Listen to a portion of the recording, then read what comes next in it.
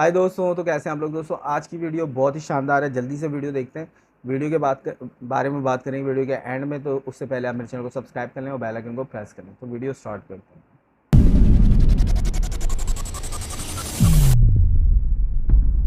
नमस्कार दोस्तों, Saudi Arabia में एक ऐसा शहर बनने जा रहा है जो दिखने में सीधा किसी साइंस फिक्शन फिल्म का हिस्सा लगता हो।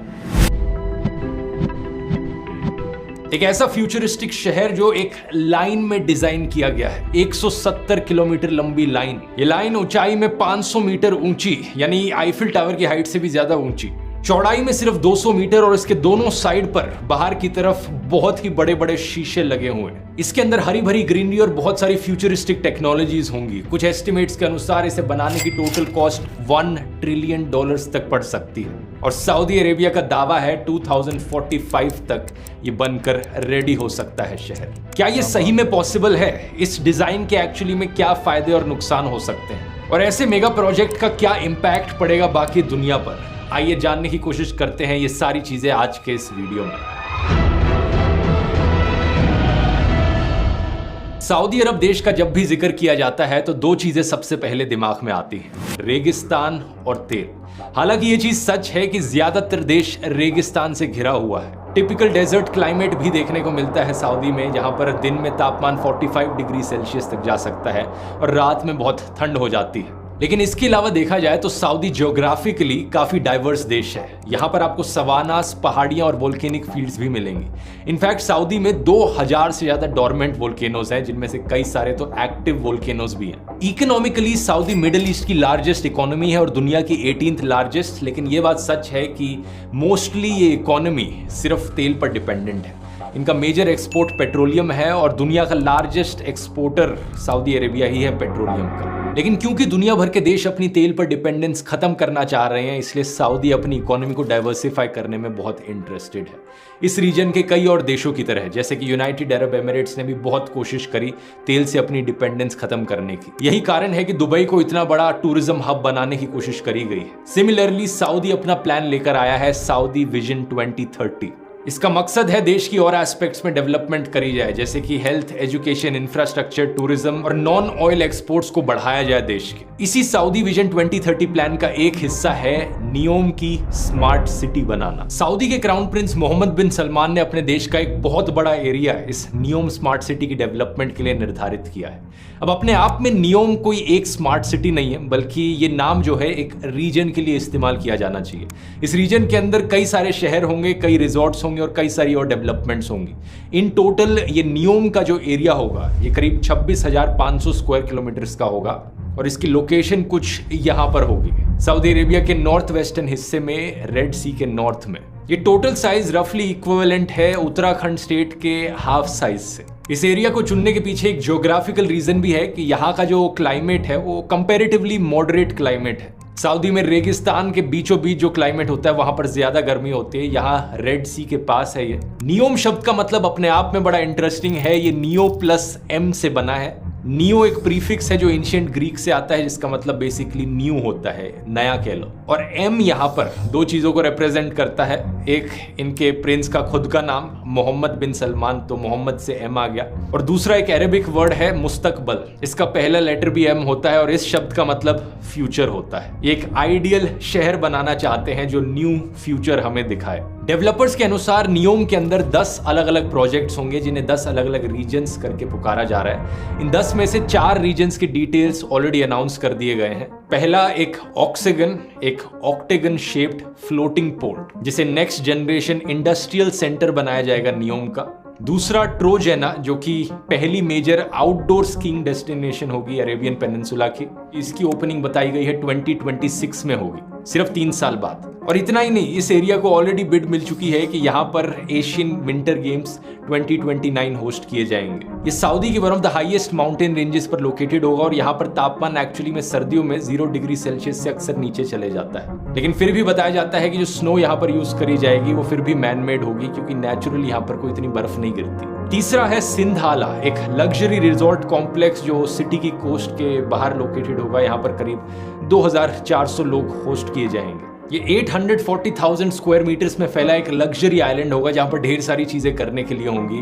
और नियोम प्रोजेक्ट का ये पहला हिस्सा होगा जो खुलेगा, क्योंकि इसकी ओपनिंग डेट ऑलरेडी अगले साल बताई जा रही है 2024 में। फिर आता है हमारा चौथा और सबसे अनबिलीवेबल प्रोजेक्ट, द लाइन।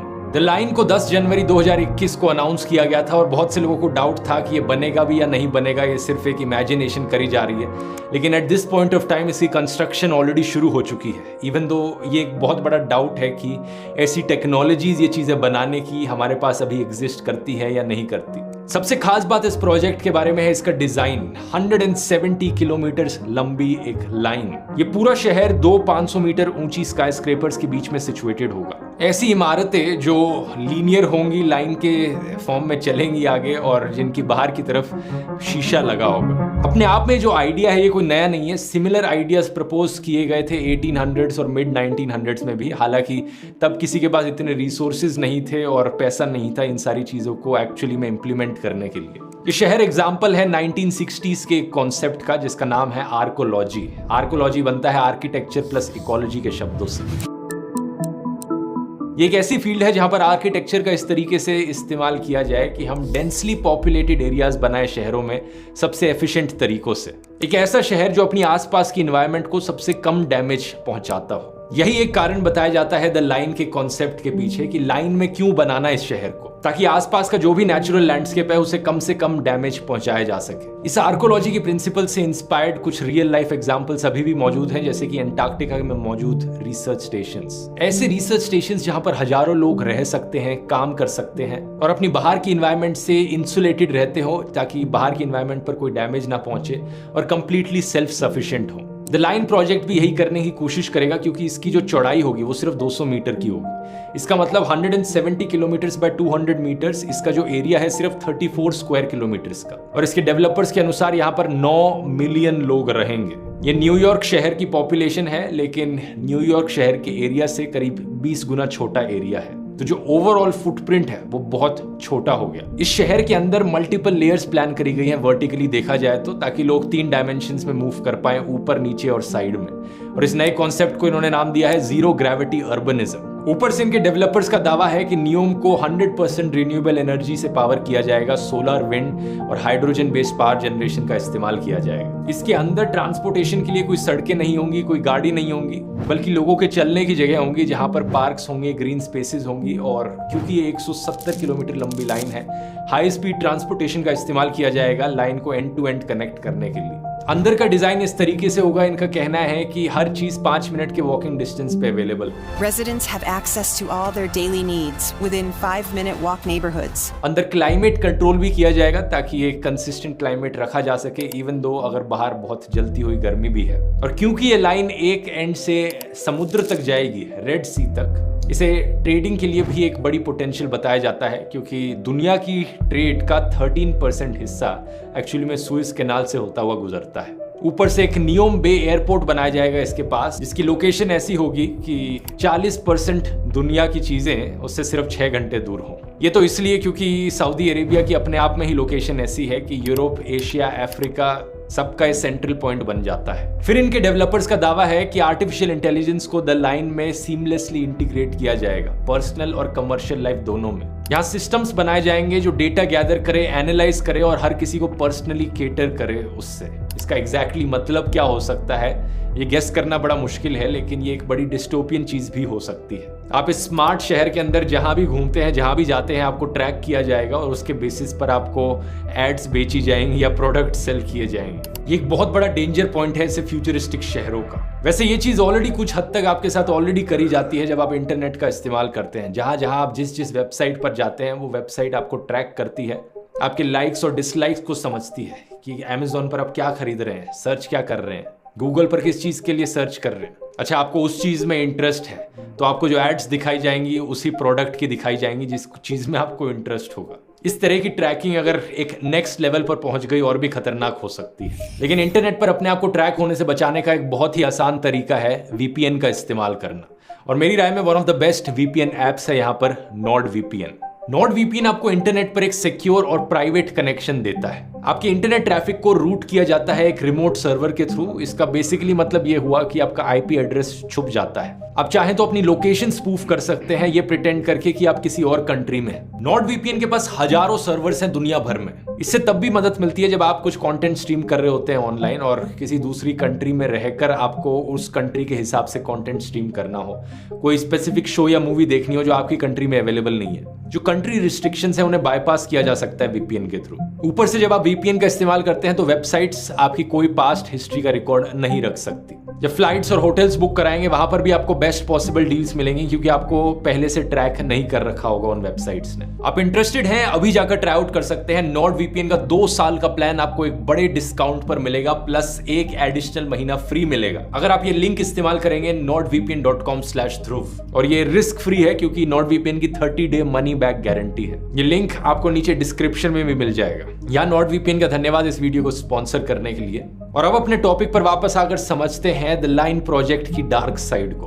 क्यों ये शायद कभी पॉसिबल ना हो पाए। इस लाइन प्रोजेक्ट को कंप्लीट करने में सबसे पहला और सबसे बड़ा चैलेंज आएगा पैसे का। इस प्रोजेक्ट को फाइनेंस किया जा रहा है सऊदी अरेबिया के sovereign wealth private investment fund का। पब्लिक इन्वेस्टमेंट फंड इसका नाम है। ये बेसिकली इनके देश की सरकार के द्वारा बनाया गया एक फंड है जिसके पास बहुत पैसा है, नो डाउट। एस्टिमेट किया जाता है $620 बिलियन वर्थ ऑफ पैसा इस फंड में है। लेकिन यहाँ 2 प्रॉब्लम्स हैं। पहला तो ये कि ये जो फंड का पैसा है ये सऊदी अरेबिया की इकोनॉमी पर बहुत ज्यादा डिपेंड करता है जो कि ऑयल पर आधारित है। ऑयल का प्राइस मार्केट में बहुत ज्यादा ऊपर नीचे होते रह सकता है। जैसे कि 2020 में रियाद ने फिस्कल डेफिसिट देखा था $79 बिलियन का। और ये एक ऐसा देश है जहां पर 60% रिसोर्सेज ऑयल से डायरेक्टली रिलेटेड है। 2021 में सिर्फ 9% इनके जो एक्सपोर्ट्स हुए थे वो नॉन ऑयल एक्सपोर्ट्स थे। तो अगर इस इतने बड़े प्रोजेक्ट को बनाने के लिए यहां से पैसा आएगा तो ये बहुत वॉलेटाइल पैसा है।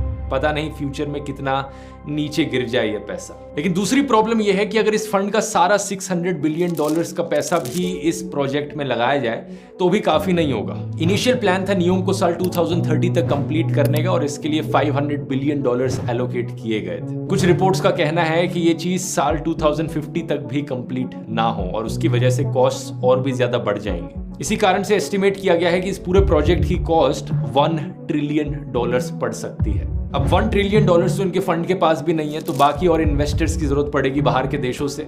और रिसर्च से हमें पता चला है कि कुछ डिस्कशंस हुई हैं इनकी फॉरेन कंपनीज के साथ, कुछ रशियन कंपनीज हैं, लेकिन मोर और लेस फॉरेन इन्वेस्टमेंट अट्रैक्ट करने में सऊदी अरेबिया सक्सेसफुल नहीं हो पाया है इस प्रोजेक्ट को लेकर। दूसरी बड़ी प्रॉब्लम आती है टेक्नोलॉजी को लेकर। अगर लाइन जैसे प्रोजेक्ट को असलियत में बनाना है तो यहाँ पर बहुत सारी ऐसी टेक्नोलॉजीज का यूज किया जाएगा जो असली में एग्जिस्ट ही नहीं करती। जैसे कि इनका ट्रांसपोर्टेशन सिस्टम। इनके डेवलपर्स ने कहा कि एक हाई स्पीड ट्रांसपोर्टेशन का नेटवर्क होगा। ये नहीं कहा कि ट्रेन होगी या मेट्रो होगी, लेकिन इनका कहना है कि इस 170 किलोमीटर की लाइन में ये एक एंड से दूसरे एंड तक पहुंचने में सिर्फ 20 मिनट लगाएगा ये system. And the line's infrastructure makes it possible to travel end to end in 20 minutes. इसका मतलब इसकी ट्रैवलिंग की स्पीड होगी 500 किलोमीटर/आवर से भी ज्यादा। और आज के दिन दोस्तों कोई भी ऐसी टेक्नोलॉजी एग्जिस्ट नहीं करती जो इतनी तेज स्पीड दे पाए हमें। करंटली जो फास्टेस्ट ट्रेन है दुनिया की वो है शंघाई की मैगलेव ट्रेन जिसकी टॉप स्पीड है अराउंड 430 किलोमीटर/आवर।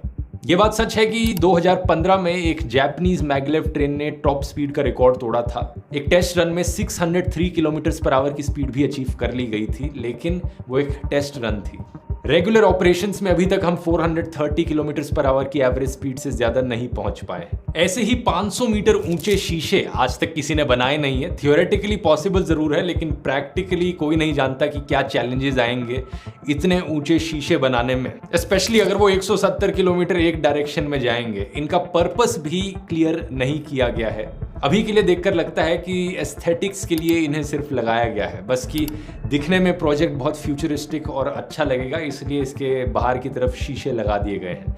इसका कोई प्रैक्टिकल यूज नहीं बताया गया। इसी तरीके से इस प्रोजेक्ट में बहुत सी ऐसी चीजें हैं जो आज तक कभी करके देखी नहीं गई हैं। कोई नहीं जानता कि प्रैक्टिकली ये पॉसिबल हो भी पाएगा या नहीं हो पाएगा। तीसरा पॉइंट आता है एनवायरनमेंट का। हालांकि इन्होंने क्लेम किया है कि एनवायरनमेंट पर इसका मिनिमल इम्पैक्ट होगा, इसलिए इसे स्ट्रेट लाइन में बनाया जा रहा है, लेकिन बाहर की तरफ शीशे लगाना उससे एनिमल मूवमेंट पर क्या इंपैक्ट पड़ेगा। माइग्रेटरी बर्ड्स के लिए बहुत ही खतरनाक चीज हो सकती है। साथ ही साथ एक कंटिन्यूस दीवार सी बना देना जिसमें इधर से उधर जाने की कोई बीच में जगह ही ना बचे, ये लैंड एनिमल्स की क्रॉसिंग में भी बहुत ज्यादा इंटरफेयर करेगा। ऊपर से कई लोगों ने इस चीज को क्रिटिसाइज किया है कि ये प्रोजेक्ट अपने आप को बड़ा सस्टेनेबल और जीरो कार्बन एमिशंस वाला बताता है, लेकिन 500 मीटर ऊंची लंबी बिल्डिंगें बनाना जो शीशे से कवर्ड हों और जो इतना दूर तक एक्सटेंड करें, इन्हें लो कार्बन मटेरियल से बनाना नेक्स्ट टू इम्पॉसिबल है। यूएनएसडब्ल्यू के प्रोफेसर फिलिप ओल्डफील्ड का कहना है कि ये सब अचीव करने के लिए एक फिनोमिनल क्वांटिटी लगेगी स्टील, ग्लास और कंक्रीट की, और सिर्फ इस लाइन को बनाने में ही 1.8 billion turns carbon dioxide release होगी। पूरा यूके का देश जो अपने कार्बन एमिशंस एमिट करता है 4 सालों में, ये उसके इक्विवेलेंट है। अपने इन्वायरमेंटल इम्पैक्ट के चलते नियोम को अक्टूबर 2022 में भी क्रिटिसाइज किया गया था जब इसने होस्टिंग राइट्स जीते थे 2029 के एशियन विंटर गेम्स के। एक ऐसे देश में विंटर गेम्स होस्ट कराने का क्या तुक बना जहां पर स्कीइंग की नेचुरली कोई जगह ही मौजूद नहीं होती, सभी कुछ आर्टिफिशियल इन्वायरमेंट में क्रिएट होगा। इससे कितना ज्यादा इम्पैक्ट पड़ेगा एनर्जी पर, लोकल वाटर रिसोर्सेज पर। फिर आती हैं आर्किटेक्चरल प्रॉब्लम्स। ये जो लाइन का डिजाइन है, ये बात सच है कि इसमें एरिया बहुत बचेगा, लेकिन कई मायनों में इससे इनएफिशिएंसी भी बहुत ज्यादा बढ़ेगी, जैसे कि ट्रांसपोर्टेशन सिस्टम में। अगर पूरा शहर एक स्ट्रेट लाइन में रह रहा है और एक ही ट्रांसपोर्टेशन का रूट है इधर से उधर ले जाने के लिए, सारे 9 मिलियन लोग जो इस एक शहर में रहेंगे वो इस एक रूट पर डिपेंडेंट होंगे, जिसका मतलब है कि इस पूरे 170 किलोमीटर के रूट में कहीं भी एक प्रॉब्लम आ गई तो पूरे शहर का ट्रांसपोर्ट डिले हो जाएगा। ऐसा सिंगल पॉइंट ऑफ फेलियर बड़ा ही खतरनाक हो सकता है ऐसे डिजाइन के लिए। और फाइनली आखिरी प्रॉब्लम आती है दोस्तों, लोगों की। अगर ये सारे अलग अलग चैलेंजेस ओवरकम कर भी लिए जाएं, इन सारी प्रॉब्लम से डील करने का कोई ना कोई तरीका ढूंढ लिया जाए, आखिरी सवाल ये उठेगा यहाँ पर कि क्या लोग इसमें रहना भी चाहेंगे। इमेजिन करो ऐसे शहर में 2400 घंटे बिताना जहां पर बाहर की इन्वायरमेंट से आप टोटली कट ऑफ हो। एक आर्टिफिशियल बिल्डिंग जैसी इन्वायरमेंट के अंदर आप हमेशा रहने लग रहे हो।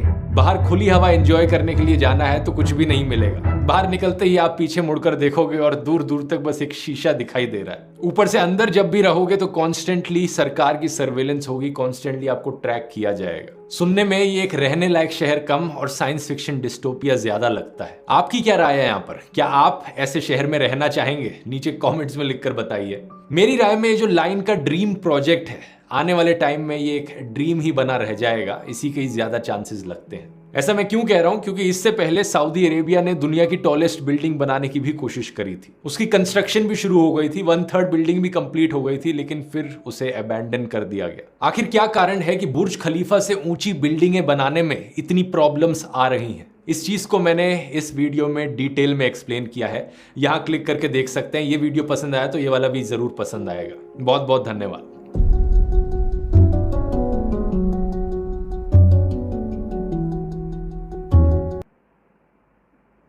तो दोस्तों ये है ध्रुव राठी और इनकी ये new video Saudi Arabia $1 trillion plan, reality और पॉसिबल। और इन्होंने अपनी वीडियो के अंदर बहुत अच्छे से एक्सप्लेन किया हुआ है कि इस नियोम सिटी को हतमी शक्ल देने में रियलिटी में बहुत मुश्किल काम है और नो डाउट देखने में भी मुश्किल लगता है। और जब मैंने ये सारा प्लान सुना था पहली दफ़ा, ये तो काफ़ी टाइम बाद वीडियो बनी है, तो उसके ऊपर भी मेरा ख्याल ये था कि यार लोग रहना चाहेंगे वहाँ पे जाके। वैसे लोग तो कहीं भी रहना चाहते हैं, लोगों का माइंडसेट इस तरीके से गैस नहीं कर सकते, क्योंकि लोग तो मून पे भी जाके रहना चाहते हैं। लोगों का कुछ नहीं पता, तो ये तो नहीं कह सकते कि लोग नहीं रहना चाहेंगे, पर कुछ लोग होंगे जो कि रहना चाहेंगे वहाँ पे। यकीनन वो इस तरह की फैसिलिटीज़, कुछ इस तरह के बिजनेसेस, कुछ इस तरह की चीज़ें वो क्रिएट करेंगे जिससे लोग अट्रैक्ट हों और वहाँ पे लोग आके रहना शुरू हो जाएं। पर ये देखने में और समझने में बहुत ही कोई मुश्किल चीज़ लगती है। मैं ये कहता, मेरे ख्याल में कि सऊदी अरब थोड़ा सा इसको डाइवर्सिफाई कर लेता, एक लाइन में नहीं बनाता, तो ये शहर बहुत अच्छे से आबाद हो सकता था और बहुत अच्छा बन सकता था। पर देखते हैं कि इसके ऊपर क्या काम होता है। आप लोगों को कैसी लगी ये वीडियो मुझे कमेंट करके बताइएगा। मैं इसी तरीके से इन्फॉर्मेशन और एंटरटेनमेंट से रिलेटेड वीडियोस बनाते रहता हूँ। मिलते हैं अगली किसी वीडियो में, तब तक के लिए बाय बाय।